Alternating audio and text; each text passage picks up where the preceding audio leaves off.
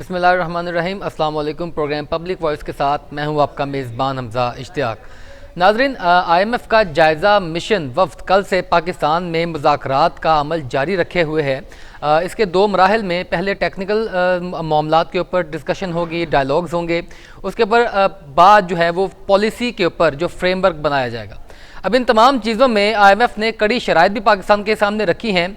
पाकिस्तान को वो कड़वी गोली निगलनी भी होगी, क्योंकि इस वक्त जिस वेंटिलेटर पर हम मौजूद हैं उसका बटन भी IMF के हाथ में ही है। अब इन तमाम चीज़ों में IMF ने जो चीज़ें सामने रखी हैं उनमें सबसे पहले तलब किया है प्लान, मौशी प्लान हुकूमत पाकिस्तान से इस चीज़ का कि 4100 अरब रुपए के जो गर्दिशी कर्जे हैं इनको ख़त्म किस तरह किया जाएगा। आपके पास अगर कोई प्लान मौजूद है तो हमारे सामने रखें ताकि हम उसको गो थ्रू करें। इसके अलावा पाकिस्तान में हुकूमत ने भी एक इंदिया दे दिया है और वाज़ेह तौर पर सामने आकर कह दिया है कि अब से महंगाई बढ़ेगी और आवाम के ऊपर जो टैक्सेस का बोझ पड़ेगा उससे यकीनी तौर पर इसके दो रस नतायज जो होंगे आवाम तक पहुँचेंगे। बिलवास्ता बिलावास्ता किसी भी तरीके से आवाम ही जो है वो इसको सफ़र करेगी। अब तीसरी जो ख़बर आई है वो भी बहुत अहम है। पाकिस्तान में खुराक के बहरान का भी हकीकी खदशा मौजूद है, बहरान सामने आ सकता है। ये भी हुक्मरानों ने इस चीज़ का इंतबाह दे दिया है। और चौथी खबर ये है कि ऑटोमोबाइल इंडस्ट्री के ऊपर भी ताले लगने जा रहे हैं, क्योंकि इंपोर्ट बंद होने की वजह से स्पेयर पार्ट्स मुयस्सर नहीं आ पा रहे।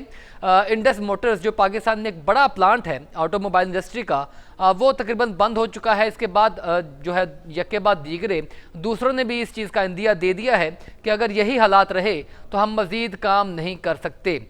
ये तीनों चारों चीज़ें ऐसी हैं जिनके ऊपर जितनी भी बात की जाए कम है, लेकिन सबसे इंपॉर्टेंट इस वक्त IMF के वक्त का मिशन है जो हमारे साथ मुज़ाकरात में जारी है। IMF जो है वो हमारे ऊपर जो कड़ी शराइत लगाता है, हुकूमत पाकिस्तान को तस्लीम भी करती है, मगर एक चीज़ क्लियर है कि वो चाहती है कि इसका डायरेक्टली बोझ आवाम के ऊपर ना पड़े, आवाम को इससे जो है वो इतने जो है वो ज़्यादा काबू में ना आए और आवाम को कुछ रिलीफ भी मैसर हो सके। लेकिन तमाम तर हालात में रिलीफ तो नज़र नहीं आ रहा, क्योंकि इसके पेश नज़र जो मिनी बजट सामने आएगा उसमें तकरीबन 200 अरब से 600 अरब रुपए तक के टैक्सेस जो लगेंगे तो वो बिलवास्ता या बिलावास्ता यानी डायरेक्ट और इनडायरेक्ट टैक्सेस की मद में लगेंगे, जिससे तमाम हालात ख़राब होंगे। अब जो IMF है उसने हुकूमत पाकिस्तान से कर्ज़ की अदायगी के लिए बिजली और गैस पर 4100 अरब रुपए के गर्दिशी कर्ज़ को ख़त्म करने की मैनेजमेंट प्लान जो है वो तलब कर लिया है। ज़राए वज़ारत ख़ज़ाना के मुताबिक IMF वफ़द और हुकूमत पाकिस्तान के हुक्काम के दरमियान 9वें जायज़ा मुज़ाकरात जारी हैं और पाकिस्तान की जानिब से IMF को कर्ज़ की अदायगी के लिए मुख्तलिफ तजावीज़ पेश की गई हैं। IMF ने हुकूमत से नज़रसानी शुदा सर्कुलर डेट मैनेजमेंट प्लान भी तलब कर लिया है। वज़ारत ख़ज़ाना के ज़राए के मुताबिक बिजली शोबे में गर्दिशी कर्ज़े 2500 अरब और गैस सेक्टर में 1600 अरब रुपए तक पहुँच गए हैं। IMF की जानिब से हुकूमत पाकिस्तान पर नुकसानात कम करने के लिए बिजली पर सब्सिडी कम करने और टैरिफ बढ़ाने के लिए दबाव बढ़ाया जा रहा है। ज़रा ये भी बताते हैं वज़ारत ख़ज़ाना के कि हुकूमत की जानिब से IMF को बिजली की कीमत में 7 से 10 रुपये यूनिट तक इजाफे की तजवीज़ भी पेश की गई है। ताहम पाकिस्तान का असरार है कि बिजली की कीमत एक साथ नहीं जो है बढ़नी चाहिए, बल्कि इसमें कुछ जो है वो महीनों का गैप रखना चाहिए ताकि एकदम से इसका जो है वो बर्डन आवाम के ऊपर ना डाला जा सके। अब दूसरी जो बात यह है कि इन हालात के पेश नज़र ये तो सारी तजावीज़ हुकूमत पाकिस्तान की जानिब से भी हैं, IMF भी सब चीज़ों को वॉच कर रहा है, लेकिन हुकूमत पाकिस्तान ने मुल्क में महंगाई की जो एक ख़बर सुनाई है उसके बाद भी एक क्योस का माहौल पैदा हो चुका है मार्केट्स के अंदर। अभी से ही जानी कैफियत है, जो ज़ख़ीरा अंदोज़ हैं वो एक्टिव हो चुके हैं और ये जो टैक्स वसूली का चैलेंज है, सूद की भारी अदायगियों और सैलाब मुतासरीन की बहाली के अखराजात की वजह से मालियाती खातों पर दबाव को उजागर करते हुए हुकूमत ने अफराते ज़र की शरह 26% तक बढ़ाने की पेशगोई कर दी है, जो कि 11.5% बजट हदफ से दुगनी है। वज़ारत ख़ज़ाना ने अपनी माहाना मुआशी अपडेट और आउटलुक में कहा है कि जनवरी के लिए सालाना बुनियाद पर कंज्यूमर प्राइस इंडेक्स और अफराते ज़र 24 से 26% की हद में रहने की पेशगोई है। ये तमाम चीज़ें ऐसी हैं जिससे महंगाई के जो है यकीनी तौर पर इशारे सामने आ रहे हैं और वाज़ेह तौर पर महंगाई के असरात जो है आवाम के ऊपर पड़ेंगे तो रोज़गार पहले ही नहीं है, उन तमाम चीज़ों का ज़्यादा असर पड़ेगा। इन तमाम चीज़ों में एक और जो बहरान सामने आ रहा है वो ये है कि पाकिस्तान में खुराक के बहरान का हकीकी खदशा भी मौजूद है। अमेरिका और पाकिस्तानी हुकाम ने मुतनबा किया है कि यूक्रेन में जंग, मुसलसल बढ़ती हुई महंगाई और रुपये की कदर में कमी की वजह से पाकिस्तान में खुराक के मुमकिना बहरान का हकीकी खदशा भी मौजूद है। वाशिंगटन और इस्लामाबाद के दरमियान एक वेब लिंक के जरिए बहस में हिस्सा लेते हुए सैलाब के बाद बहाली के इकदाम में बदउनवानी और बद इंतज़ामी को रोकने के लिए तशख़ीस और निगरानी के तरीक़ाकार को जो है बेहतर करने पर की ज़रूरत पर जोर दिया गया है। अब मसूद खान जो ज़राइत के हमारे जो डायरेक्टर हैं, उन्होंने कहा है कि सिर्फ ग़ज़ाई के तहफ़्फ़ुज़ के लिए अहम है कि पाकिस्तान इसकी बरामदात के ज़रिए 4 अरब 40 करोड़ डॉलर कमाता है, लेकिन वो उस तरीके से जो है वो पाकिस्तान के रेवेन्यू में शामिल नहीं हो पाते, जिसकी वजह से पाकिस्तान की मौशी सूरत हाल को एक धचका लगा है। अब ये तो थी ज़राअत के ऊपर बात, और दूसरी पाकिस्तान जिससे रेवेन्यू कमा सकता है या कमाता आ रहा था वो पाकिस्तान की ऑटोमोबाइल इंडस्ट्री है, जिसके हुकाम ने भी ये वाज़ह तौर पर उनकी तंजीमों ने क्लियर कर दिया है कि स्पेयर पार्ट्स की अदम दस्तियाबी की वजह से, क्योंकि पाकिस्तान में इंपोर्ट्स बंद हैं, अगर इंपोर्ट हैं तो एलसीज नहीं खुल पा रही, जिनकी वजह से हमें स्पेयर पार्ट मुयसर नहीं आ रहे। ऑटोमोबाइल इंडस्ट्री को इस चीज़ का बड़ा बहरान का सामना करना पड़ रहा है, जिसकी वजह से उन्होंने अपने प्लांट बंद करने का इंदिया और ख़दशा भी जाहिर कर दिया है। और जो पाकिस्तान का एक बड़ा प्लांट है इंडस मोटर्स, उसने तो प्लांट्स बंद कर दिए हैं और बाज़ाब्ता तौर पर यही ऐलान किया है कि ये जो चीज़ें हमारे सामने आई हैं, इससे हम कतई तौर पर इन हालात से निपट नहीं सकते जब तक कि हमें इन चीज़ों को सहूलियात मैसर नहीं हो पाती।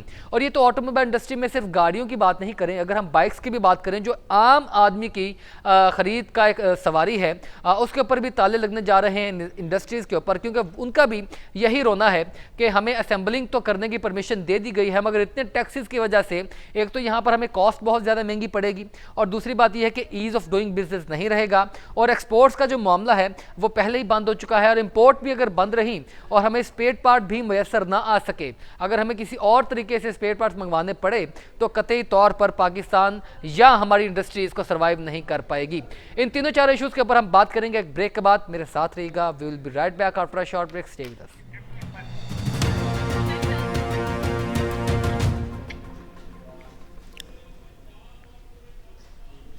Welcome back after the break. नाजरीन, जिस तरह IMF के वफ़द ने पाकिस्तान के ऊपर सख्त शराइत का मुतालबा कर दिया है, उन्हीं में से IMF ने पाकिस्तान से 4100 अरब रुपए का गर्दिशी कर्ज ख़त्म करने का भी प्लान तलब कर लिया है।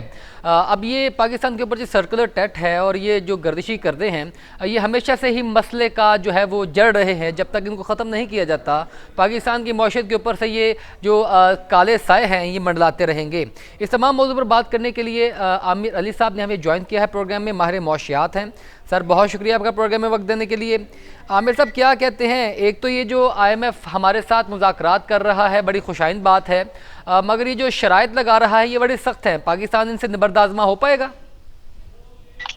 जी, मुझे यकीन है जी कि पाकिस्तान ना सिर्फ इससे नमर्दाज़मा हो पाएगा, बल्कि आपने जो इमीडिएट रिएक्शन देखा है इस चीज का, वो ये आया है कि पाकिस्तान में डॉलर रिवाइवल की तरफ एकदम जंप करना शुरू किया है। और ये जैसे ही ये कंप्लीट होगा, ये पूरा सेशन कंप्लीट होगा जो IMF का 8-9 डेज का टूर है, इसके बाद ना सिर्फ डॉलर नीचे आएगा, बल्कि जिस तरह सोना एकदम बहुत ऊपर चला गया था। जी आमिर साहब, कंटिन्यू कीजिएगा। जैसे सोने की प्राइस बहुत ऊपर चलेगी थी, ये भी डेफिनेटली जंप करेगी और नीचे की तरफ आएगी। ये डाउनवर्ड ट्रेंड शुरू हो चुके हैं। पाकिस्तान गवर्नमेंट को ये एग्रीमेंट बहुत देर पहले कर लेना चाहिए था, जो कि पाकिस्तान गवर्नमेंट की नेग्लिजेंसी की वजह से, पहले PTI गवर्नमेंट की वजह से, उसके बाद मुस्लिम लीग नून, इन्होंने बहुत डिले किया प्रोग्राम। चलें आमिर साहब, वो डिले हुआ, उसका हमें खमियाजा भी भुगतना पड़ रहा है, लेकिन अब ये जो IMF ने 4100 अरब रुपए के गर्दिशी कर्जे ख़त्म करने का एक प्लान जो है वो हमसे या तजावीज़ हमसे तलब की हैं, वो क्या हो सकती हैं हुकूमत पाकिस्तान की जानिब से? सर, जब तक हम अपने सर्कुलर डेब्ट से बाहर नहीं आएंगे, और ये इसमें तकरीबन 1500 अरब डॉलर जो है वो गैस के हैं और बाकी इलेक्ट्रिसिटी के हैं। पाकिस्तान गवर्नमेंट क्या, पूरी दुनिया में कोई भी गवर्नमेंट इसको सब्सिडाइज नहीं कर सकती। अगर वो इसे सब्सिडाइज करना चाहेगी तो इसका अल्टीमेटली नुकसान होगा। और कोई भी कंट्री ऐसा नहीं कर सकता। ये गर्दिशी कर्जे बढ़ने क्यों देती है? सबसे पहला क्वेश्चन ये है कि गर्दिशी कर्जे कभी भी नहीं बढ़ने चाहिए। सर्कुलर डेब्ट जब भी बिल्कुल बढ़ेगा, बिल्कुल ये नहीं मुल्क बढ़ने की चाहिए, इकोनॉमी को खत्म कर डेफिनेटली देगा। डेफिनेटली नहीं बढ़ने चाहिए। अब तजवीज़ क्या है इनको ख़त्म करने के लिए? क्या वाकई पेट्रोल और बिजली की प्राइसेस को एकदम से जंप किया जाएगा, बहुत ज़्यादा बुलंद किया जाएगा? मेरा ख्याल है कि जितनी जंप हो चुकी है इससे ज्यादा जंप नहीं होगी, क्योंकि हमने आईएमएफ की एक्सट्रीम डिमांड पूरी कर दी है। अच्छा। अगर हमारा डॉलर रिवाइवल की तरफ आ जाता है और ये प्राइसेस नीचे नहीं की जाती तो पाकिस्तान का सर्कुलर डेब्ट बहुत जल्द जो है वो एक नॉर्मल पोजीशन में आना शुरू हो सकता है। और हर कोई भी गवर्नमेंट आए, पॉलिटिकल नॉन पॉलिटिकल किसी तरह की भी जो भी गवर्नमेंट है, उसको इस चीज पे जोर देना चाहिए कि अपना सर्कुलर डेब्ट कभी नहीं बढ़ना चाहिए। जब सर्कुलर डेब्ट बढ़ता है पाकिस्तान की इकोनॉमी प्रेशर में आ जाती है। प्रेशर में आता है। अच्छा आमिर साहब, ये आपने बात की है कि जितनी एक्सट्रीम पोजीशन पे हम जा सकते थे पेट्रोल की, ये बिजली की प्राइसेस को लेकर, गैस की प्राइसेस को लेकर हम वहाँ पर पहुँच चुके हैं, लेकिन फिर भी वजारत ख़जाना के जो ज़राए हैं वो हमें बता रहे हैं कि तकरीबन 6 से 7 रुपये फ़ी यूनिट जो है बिजली की कीमतों में इजाफा मुतवक्को है। ये अभी डिमांड की जा रही है IMF की जानिब से। सर, जब आपका डॉलर एप्रिशिएट, रुपया एप्रिशिएट होगा, डॉलर डेप्रिशिएट होना शुरू हो जाएगा, तो ये सर्कुलर डेब्ट का डिफरेंस बड़ी जल्दी कवर हो जाएगा। जी, ये 6-7 रुपए आपको इफेक्ट ही नहीं करेंगे, क्योंकि आपने जो पेमेंट्स करनी है वो अगेंस्ट डॉलर करनी है। सर्कुलर डेब्ट की जितनी पेमेंट्स है वो अगेंस्ट डॉलर जानी है। बिल्कुल ठीक। अच्छा, ये जो हम सब्सिडी देते हैं तकरीबन कुछ सरकारी मराद की मद में देते हैं, कुछ वैसे हम सब्सिडाइज़ करते हैं, अकोमोडेट करते हैं आवाम को बिजली के बिलों में, इनमें कमी होने वाली है और ये किस हद तक मुतवक्की है? अगर ये कमी हो जाती है वाकया, तो इसका तो बहुत बड़ा असर पड़ेगा इन्फ्लेशन के ऊपर और फिर हमारी इंडस्ट्रीज़ के ऊपर। जाहिर सी बात है फिर हमारी कॉस्ट ऑफ डूइंग बिजनेस भी बढ़ेगा। गवर्नमेंट को चाहिए कि वो ऐसी मेजर्स ले जिससे गैस और बिजली की चोरी खत्म हो। हमारी सबसे बड़ी प्रॉब्लम ये है कि हमारी बिजली और गैस की जो चोरी है, वो चोरी हमारा सर्कुलर डेब्ट बनना शुरू हो जाता है और उसको लीकेज नहीं रोक पा रहे। अगर हम उसकी लीकेज रोक पाए और उसको न्यूट्रलाइज कर लें तो हमारे लिए ये सारी चीजें बड़ी इजी हो जाएंगी। तो गवर्नमेंट को थोड़ा सा आयरन हैंड से डील करना चाहिए उन तमाम इदारों के साथ जहां से हमारा सर्कुलर डेब्ट बढ़ना शुरू हो जाता है। बिल्कुल सर, ये लाइन लॉसेस के ऊपर तो हुकूमत पाकिस्तान को बहुत ज़्यादा बड़े फ्रेमवर्क के साथ काम करने की ज़रूरत मौजूद है, लेकिन उसके साथ साथ ये सब्सिडी भी ख़त्म की जा रही है। ये मेरे पास सामने रिपोर्ट है, 675 अरब रुपए की सब्सिडी ख़त्म की जाएगी तकरीबन ये 2 से 3 माह में, ये बिजली के बिलों में, गैस की कीमतों में। ये बहुत जरूरी है अगर आपने इकोनॉमिकल रिवाइवल की तरफ जाना है। जब तक आप बिजली और गैस सब्सिडाइज करते रहेंगे आप सरवाइव कर ही नहीं सकते।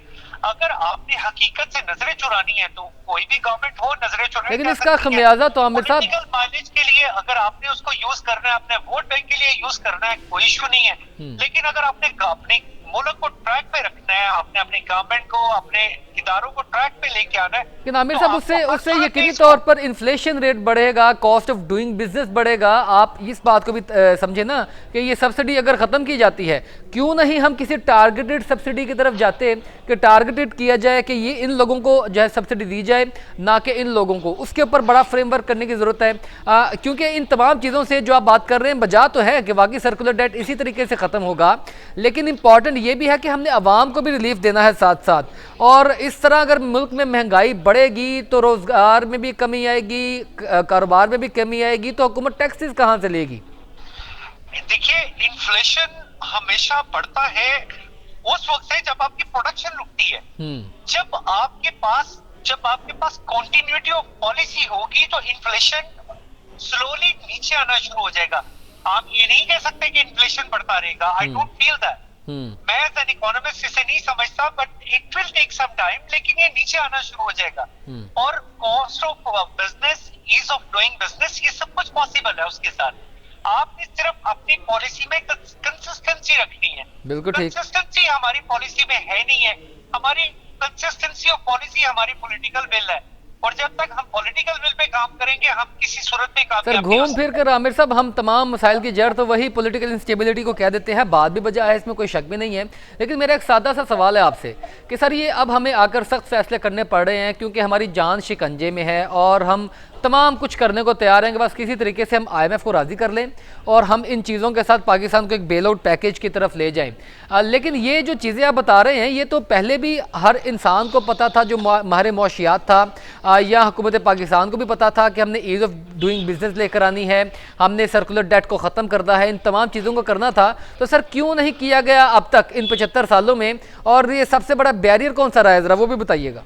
एक साल पहले हमें इन हालात का पता था, लेकिन हमने पॉलिटिकल माइलेज के लिए अपनी पॉलिटिकल विल के साथ उस वक्त प्राइस डॉलर इसकी पेट्रोल की इंक्रीज करने की बजाय हमने उसे डिक्रीज किया और सिर्फ एक फेम हासिल की, और उस फेम की प्राइस हम आज तक पे कर रहे हैं। क्या हमने उस वक्त ये सोचा था कि ऐसा करने से in the long run Pakistan की इकोनॉमी पे क्या इफेक्ट आएगा? आज आपकी टोटल इकोनॉमी 40% अप्रिशिएट हो गई है सिर्फ उस एक थोड़े से फैसले की वजह से।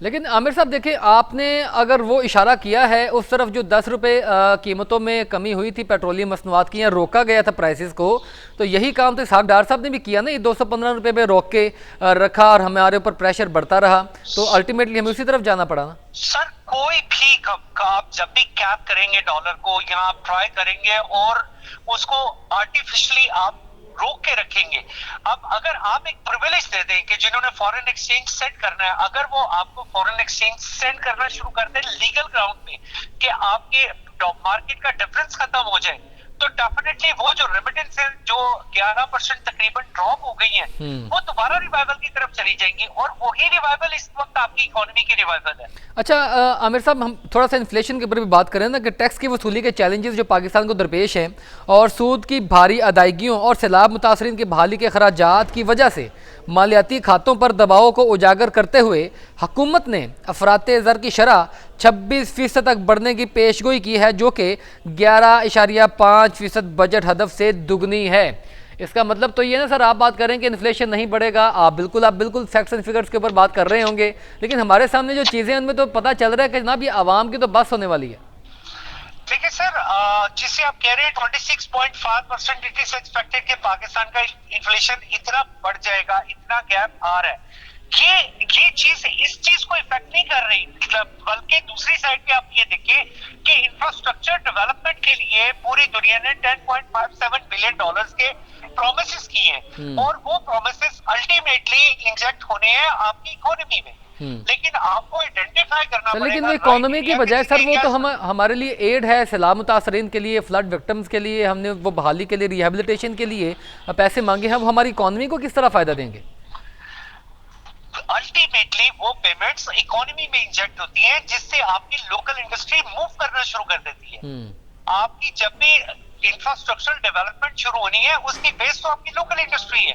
बिल्कुल ठीक आमिर रज़ी साहब, आपका पॉइंट आ गया सर। बहुत शुक्रिया आपका प्रोग्राम में वक्त देने के लिए। नाजरीन, तमाम अशारिये पाकिस्तान की मईशत के यही बता रहे हैं कि हमें सख्त फैसले करने होंगे और उन सख्त फैसलों का असर आवाम के ऊपर भी पड़ेगा, लेकिन एक रोशन उम्मीद भी है पाकिस्तान में कि एक वक्त ज़रूर आएगा जब हम तमाम क्राइसिस से निकल पाएंगे। नाजरीन, गुफ्तगू का सिलसिला जारी है, मेरे साथ रहिएगा। We will be right back after a short break. Stay with अस।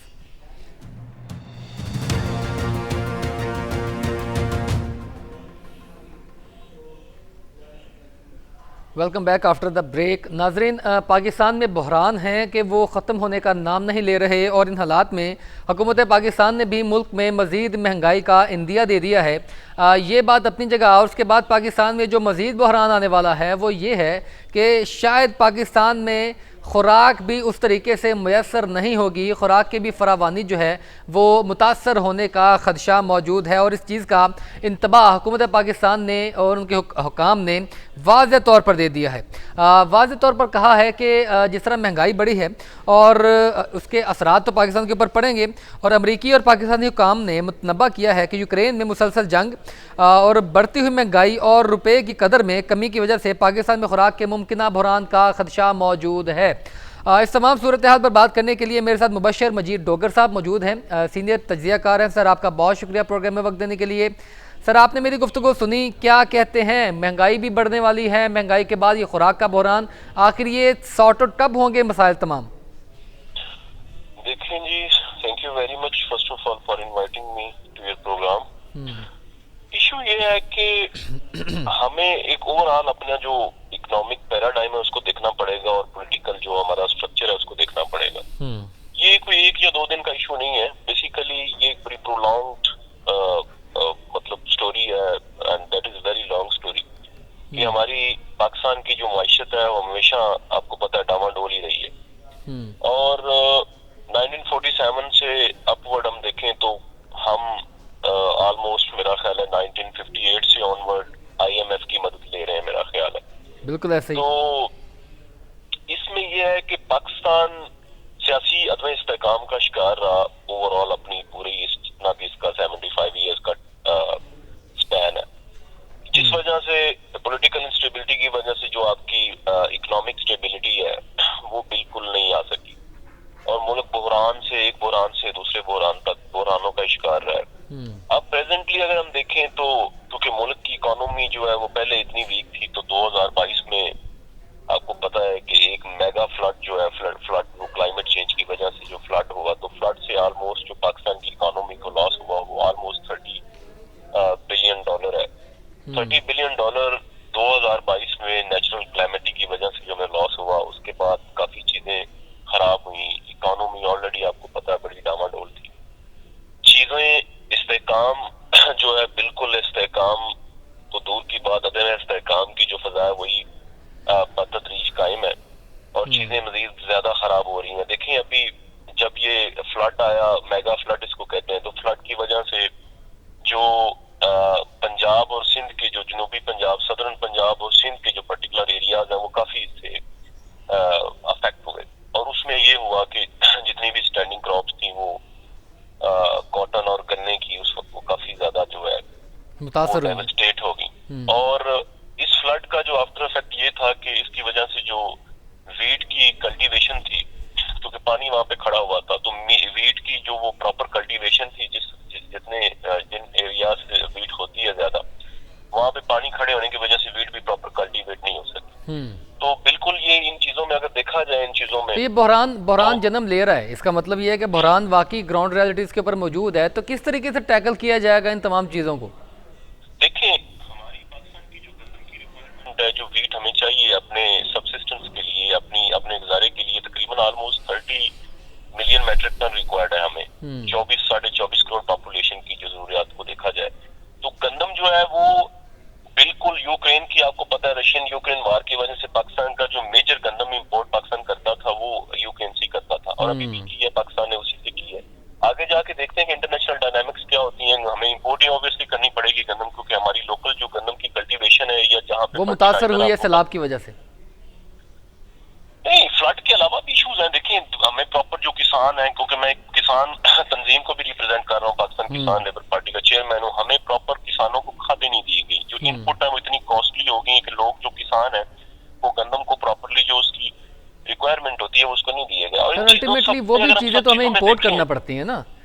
हमें फर्टिलाइज़र के लिए भी इंपोर्ट चाहिए, हमें दूसरी चीज़ों के लिए इंपोर्ट चाहिए। वो अल्टीमेटली पाकिस्तान का किसान इतना ना खर्चा अफोर्ड करता है, तमाम मसाइल हैं, बैरियर्स हैं, लाइनों में लग के खाद देता है, तो जाहिर सी बात है मसाइल तो बढ़ेंगे उस जगह से।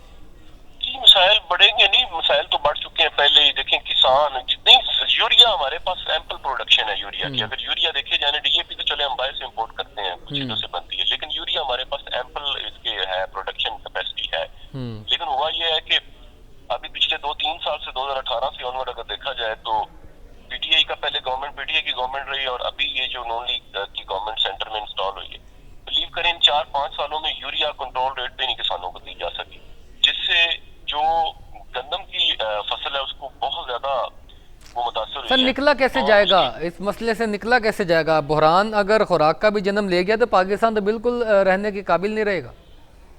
देखिए फॉर्चुनेटली मैं एक बात कहूंगा कि पाकिस्तान की जो इकोनॉमी है वो एग्रेरियन है बाय नेचर, और एग्रीकल्चर जो है वो मेजर कंट्रीब्यूट करता है पाकिस्तान की GDP में। ऑलमोस्ट 23% जो है ना वो GDP को एग्रीकल्चर कंट्रीब्यूट करता है। और अगर ये अल्लाह की तरफ से हमें ये नेमत एग्रीकल्चर की, या हम एक खराब पैदा करने वाला मुल्क ना होते तो यकीन करें हम तो भीख मांगते सारे। लेकिन ये शुक्र है अल्लाह के कि हमारे पास जमीन है, हमारे पास ये वसाइल मौजूद है, लेकिन इनको थोड़ा सा बेहतर करके कि हम सर चीज़ों को वसाइल बेहतर कर मौजूद हैं, मगर वसाइल की मैनेजमेंट के ऊपर सवालात हैं ना। अगर मैनेजमेंट ख़राब रहेगी, हमारे डॉलर तक जो है वो स्मगल हो रहे हैं, हमारी गंदम भी अफ़गानिस्तान में स्मगल हो जाती है, तो अगर हम उन वसाइल को बेहतर तरीके से नहीं हैंडल कर पाएंगे, मैनेज कर पाएंगे, तो मसला तो अपनी जगह पर जूं का तू मौजूद है। बिल्कुल दुरुस्त कह रहे हैं आप। पाकिस्तान देखिए, पाकिस्तान में अब गंदम का बहरान जो आता है, इसकी एक वजह यह भी है कि जब पाकिस्तान की गंदम जो है वो अफगानिस्तान स्मगल हो जाती है और अफगानिस्तान से फिर ईरान या इस तरह के आगे जो सेंट्रल एशियन कंट्रीज है वहां पे चली जाती है, तो वाकई ये इस वजह से भी ये इनको मिस एडमिनिस्ट्रेशन हमारी इफेक्टिव नहीं है, पॉलिसी की मिस मैनेजमेंट की वजह से ये बहरान जो है वो मजीद वक्त के साथ साथ इनका जो है लेवल वो है वो बढ़ता जा रहा है। और सर मैनेजमेंट फौरी तौर पर कौन से ऐसे, देखें मुबशर साहब, कौन से फौरी तौर पर इकदाम हुकूमत पाकिस्तान ऐसे उठाए कि कम से कम ये हम उस बहरान को तो फौरी तौर पर टैकल नहीं कर सकेंगे, लेकिन फिर भी हमारी लाइफ लाइन चलती रहे, कोई हैजान बरपा ना हो, कौन से फौरी तौर पर इकदाम उठाने की जरूरत हो सकती है?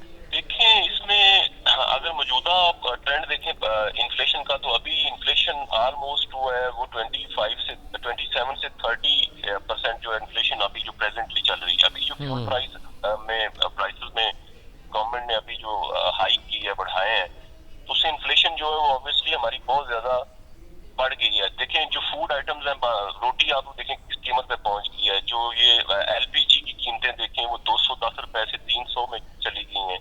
तो मौजूदा अगर देखा जाए तो जो ट्रेंड है इन्फ्लेशन का या ये जो बहरानी कैफियत है, इसमें कमी होती भी मुझे नजर बिल्कुल नहीं आ रही, क्योंकि आपको पता है कि 9th रिव्यू भी चल रहा है ये आईएमएफ के साथ ऐसे सर मुज़ाकरात जारी हैं और इसमें जो आईएमएफ ने कंडीशंस पुट अप की हैं गवर्नमेंट को, वो अगर आप देख लें तो आप परेशान हो जाएंगे। बिल्कुल सर, मैं पहले सेगमेंट पे इसी के ऊपर बात कर रहा था, मेरे साथ इकोनॉमिस्ट मौजूद थे। पाकिस्तान को बड़ा सफ़र करना पड़ेगा और बड़े सख्त फैसले होने वाले हैं अवाम के लिए। सर मैं आपको बताना चाह रहा हूँ, क्योंकि वो तकरीबन ऑलमोस्ट 5.5 रुपीज पर यूनिट जो हमारा है बिजली का यूनिट और गैस की कीमतें ये, और उसके बाद आपको और ऐसी हैजान खेजी से गुजरना पड़ेगा कि ये जो मेरा ख्याल है ऑलमोस्ट ये 30% का जो फिगर है इन्फ्लेशन का, ये 35 to 40% आगे 2023 बिल्कुल इस तरफ भी इंडिया दे दिया गया। यूएस डॉलर में आपको एक बात बता दूं, आपकी जो डेट लायबिलिटी है जून 2023 तक वो $8 बिलियन आपने पे करना है वापस कर्जों की मद में। और पाकिस्तान में टोटल जो कर्जे हैं मैं आपको बता चलूं कि $274 बिलियन के कर्जे हमने देने हैं। तो उस पे ये जस्ट जून 2023 तक हमने 8 बिलियन देने, और हमारे पास रिजर्व कितने पड़े सर देखे ना, बिल्कुल इसीलिए आईएमएफ ने 4100 अरब रुपए के जो गर्दिशी करते हैं इनको ख़त्म करने का हुकूमत पाकिस्तान से प्लान जो है वो तजावीज़ जो हैं वो तलब कर ली हैं, और वो जाहिर सी बात है उसको मैनेज किया जाएगा बिजली के ऊपर से, बिजली की कीमतों में, गैस की कीमतों में।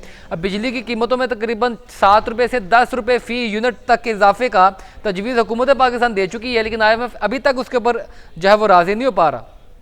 बिल्कुल ये आप ठीक कह रहे हैं। जो सर्कुलर डेब्ट की आप बात कर रहे हैं तो वो ऑलमोस्ट 2467 बिलियन पाकिस्तान के जो रुपीज है उसकी फॉर्म में, ये मार्च 2022 का मैं आपको फिगर बता रहा हूँ, ऑलमोस्ट 2022 के लगभग ये जो 2467 बिलियन सर्कुलर डेब्ट है, और उसको आईएमएफ की बेसिक कंडीशन ये है कि सर्कुलर डेब्ट आप कम करें, क्योंकि गर्दिशी कर्जे जब तक आप नहीं कम करेंगे तो आईएमएफ आगे मूव ही नहीं कर रहा, उसके लिए हमें बिजली बढ़ानी पड़ेगी। तो अल्टीमेटली सर हमें जब सब्सिडाइज करने पड़ेगा चीज़ों को, तो हम जो है वो कीमतें बढ़ेगी, इन्फ्लेशन आएगी, कॉस्ट ऑफ डूइंग बिजनेस बढ़ेगी, ईज ऑफ डूइंग बिजनेस नहीं रहेगी, महंगाई का तूफान आएगा। ये तमाम इशारे तो इसी तरफ जो है वो बता रहे हैं ना सिचुएशन सारी। बिल्कुल, अगर लॉजिकली और एक प्रैग्मेटिक पैराडाइम में देखा जाए तो वो आगे जो आने वाला वक्त है वो ज्यादा मुश्किल दिखाई दे रहा है, लेकिन अल्लाह करे पाकिस्तान के जो दोस्त ममालिक हैं जिस तरह चाइना है, सऊदी अरेबिया है, यूएई है, तो जनेवा वाले पैसे वापस आ जाए ना, जनेवा वाले पैसे आ जाए जो है।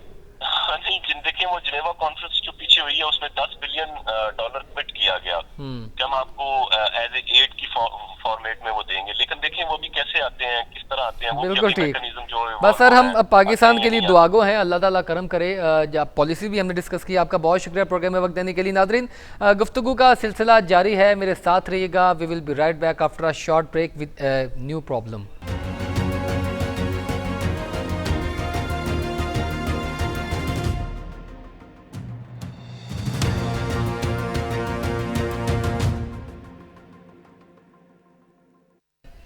Welcome back after the break. नाज़रीन, पाकिस्तान में इंडस्ट्रीज़ के ऊपर एक और मसला बन गया है और जो बड़ी इंडस्ट्री पाकिस्तान में काम कर रही थी उसके प्लांट्स भी बंद होने लगे हैं।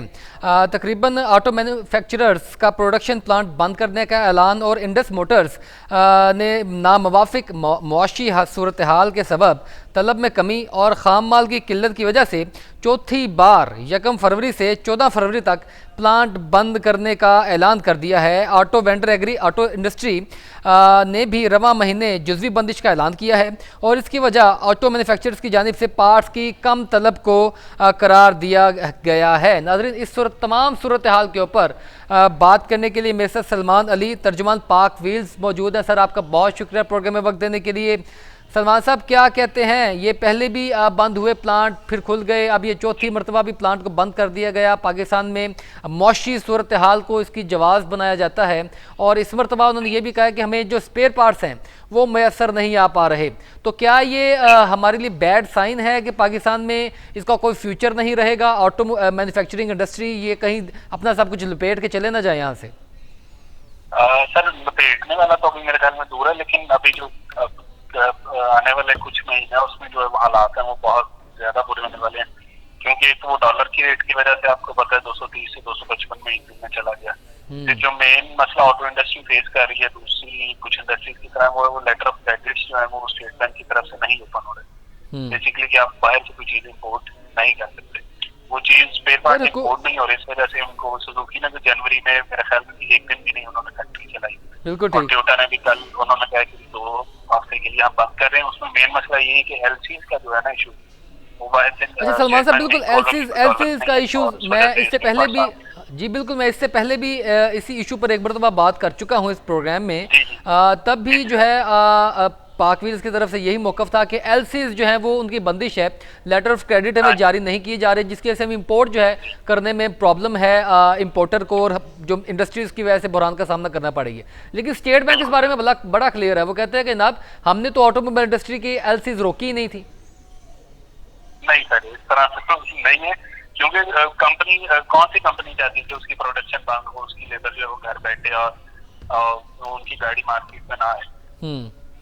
तो सर ये आप बेसिकली जो है बिल्कुल ये जिस तरह डॉलर की शॉर्टेज का भी मसला है, तो अगर एलसीज ओपन हो भी जाएं तो आप जो है ये ऑटो मैन्युफैक्चरिंग जो इंडस्ट्री है वो डॉलर्स मैनेज करने में कामयाब है?